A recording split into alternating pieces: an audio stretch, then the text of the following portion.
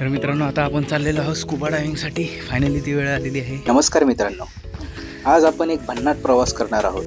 तारकर्लीच्या निळाशार समुद्रात स्कुबा डायव्हिंगचा थरारक अनुभव, सुरेख बोट सफर, समुद्राच्या तळाशी एक अद्भुत जग आणि भरपूर मजा.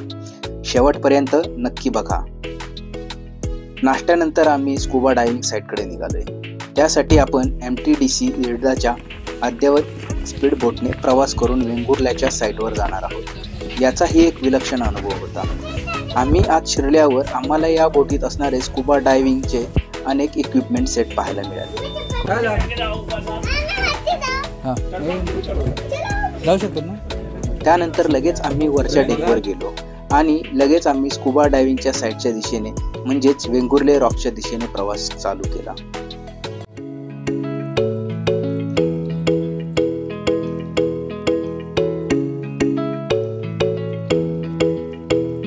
सुरुवातीला बोट हळू जाते कारण आजूबाजूला छोट्या बोटी असल्यामुळे सुरक्षेची खबरदारी घेतली जाते. तर आता आपण चाललेलो आहोत स्कुबा डायव्हिंगसाठी.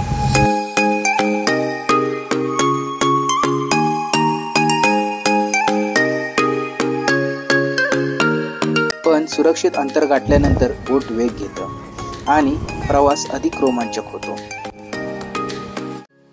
बोटीने जाताना अनेक निसर्गरम्य दृश्य पाहत अतिशय वेगात आमची बोट निघाली होती. बोटीच्या मागे पाण्याचा फेस, समोरून येणारा समुद्राचा वारा, हा अनुभव आमच्यासाठी अतिशय नवीन होता, अगदी चित्रपटातील एखाद्या सुंदर दृश्याप्रमाणे.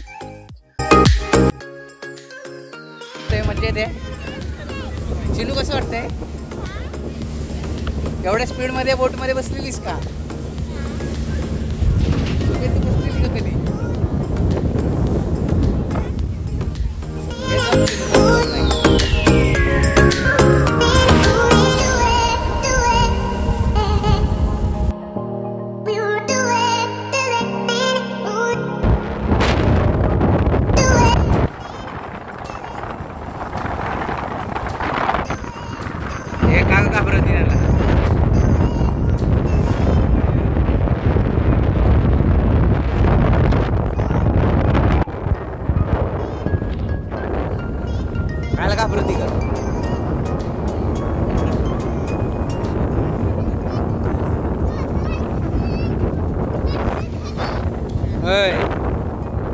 थोड्याच वेळात आम्हाला वेंगुर्ल्याचे रॉक्स आणि लाईट हाऊस दिसू लागले. तशी आमची एक्साइटमेंट वाढू लागली. साईटवर पोहोचताच आमची बोट पाण्यात स्टेबल झाली. तोच पाण्यात उतरायची आणि गिअर घालायची तयारी सुरू झाली. कमरेला वेड बांधले गेले. स्कुबा डायव्हिंगचं सूट आणि ऑक्सिजन सिलेंडर चढवला गेला. मास्क घातला गेला. रेस्पिरेटर तोंडात दाताच्या साहाय्याने पॅक पकडला. आता आम्ही बोटीच्या किनाऱ्यावर पूर्ण तयारीने सावधपणे आलो. आता सर्वात थरारक क्षण आला. काउंटडाऊन स्टार्ट आणि पुढच्या क्षणात एका पाठोपाठ एक आम्ही समुद्राच्या पाण्यावर तरंगत होतो. नंतर पाण्यातील दुसऱ्या इन्स्ट्रक्टरने आम्हाला त्यांच्या साईडच्या दिशेने बोटीपासून थोडं दूर घेऊन गेले. आता आम्ही इन्स्ट्रक्टरच्या साहाय्याने पाण्यात खालच्या दिशेने निघालो. तसतसं हळूहळू आम्हाला वेगवेगळ्या प्रकारचे आकाराचे मासे दिसू लागले. अधूनमधून इन्स्ट्रक्टर आणि आम्ही हाताच्या खुणाच्या साहाय्याने कम्युनिकेशन करत होतो. आम्ही सुरक्षित असल्याची खात्री करत इन्स्ट्रक्टर पुढे पुढे घेऊन जात होते. आमची पूर्ण भीती नाहीशी झाली होती. त्या समुद्री जगात तिथले दृश्य पाण्यात हरवून गेलो होतो. हळूहळू खाली जात होतो तसतसं अनेक वेगवेगळ्या प्रकारचे समुद्री जीव शेवाळ दिसत होते. काही क्षणात इन्स्ट्रक्टरने आमच्या दोघांची भेट पाण्याखाली घालून दिली. त्यामुळे आम्ही दोघांनी मिळून थोडा वेळ का असेना समुद्राखालील जग पाहण्याचा अनुभव घेतला. त्यामुळे आमचा आनंद द्विगुणित झाला.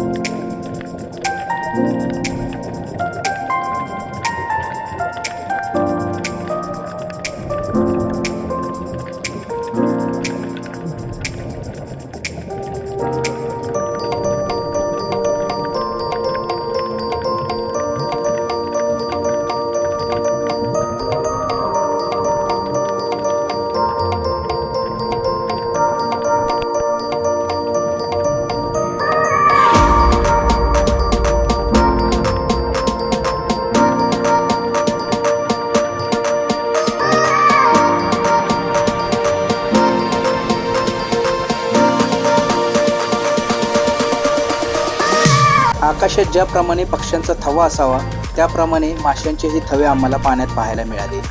ते पाहून आम्ही अतिशय भारावून गेलो. हे सर्व पाहताना आम्ही स्वप्नाच्या जगात आल्यासारखं वाटत होतं.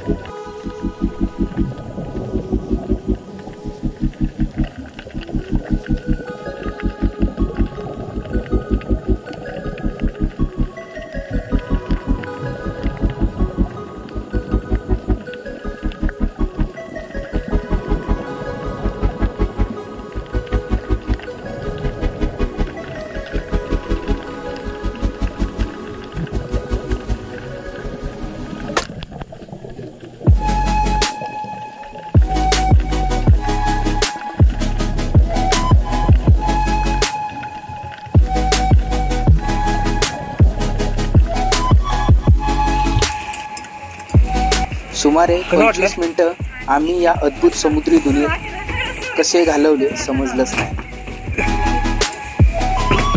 मजा आली, मस्त मजा आली आम्हाला. असं वाटतं असं खाली. सोनू तुला कसं वाटलं स्कुबा डायव्हिंग करून? चिनू तुला कसं वाटलं?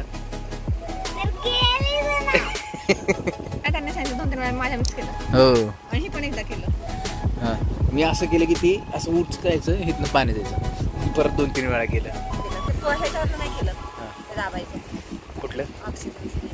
अच्छा, पाणी तोंडात गेलं. पाणी तोंडात तर गेलंच नाही आमच्या. म्हणजे पाणी तोंडात गेलं असतं तर ते त्याला रेस्पिरेटर हे दुखायला लागलं लास्टला वरती येताना. मला तर काय नाही. मस्त सगळे ट्रेनिंग वगैरे देतात इथं 1 दिवस आधी. त्याच्यामुळे इथं करताना खूप इझी जातं, मजा येते.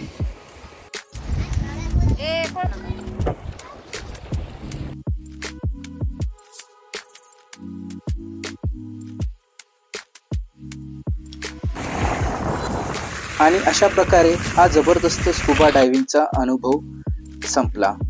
हा अनुभव प्रत्येकाने आयुष्यात एकदा तरी घ्यायलाच हवा. तारकर्ली म्हणजे केवळ समुद्र किनारा नाही, तर ही अशी संस्मरणीय क्षण देणारी जागा आहे. तुम्ही जर इथे आला तर स्कुबा डायव्हिंगला विसरू नका. हा व्लॉग तुम्हाला आवडला तर नक्की लाईक करा. आणि असा वेगळा अनुभव घेण्यासाठी आणि त्या प्रकारे प्लॅन करण्यासाठी आपल्या ग्रुपसोबत शेअर करा. सबस्क्राईब करायला तर अजिबात विसरू नका, कारण लवकरच आपण भेटू एका नवीन रोमांचक प्रवासात. तोपर्यंत बाय बाय.